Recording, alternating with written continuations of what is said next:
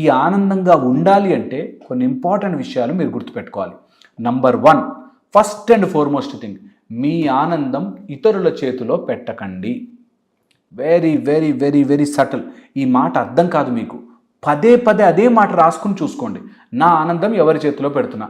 మా ఆయన మంచిగా ఉంటే అయిపోయింది, నీ ఆనందం మీ ఆయన చేతిలో పెట్టేశావు. నా కొడుకు చదివేసుకుంటే నీ ఆనందాన్ని తీసుకెళ్ళి నీ కొడుకు చేతిలో పెట్టేశావు. ఆ ఇల్లు కట్టేసుకుంటే నీ ఆనందాన్ని తీసుకెళ్ళి ఆ ఇంట్లో పెట్టావు. నా గనక ఈ డిగ్రీ వచ్చేస్తే నీ ఆనందాన్ని తీసుకెళ్ళి ఆ డిగ్రీలో పెట్టావు. నీ ఆనందము, నీ జాయ్ఫుల్నెస్, నీ ఉత్సాహము నీ దగ్గరే పెట్టుకో. ఎప్పుడూ హ్యాపీగా ఉండడం అనేది నీ చేతుల్లో ఉండాలి. ఒకడెవడో తిట్టాడు, వాడు నన్ను ఎందుకు తిట్టాడు అనేసరికి నీ ఆనందాన్ని తీసుకెళ్ళి వాడి చేతిలో పెట్టావు.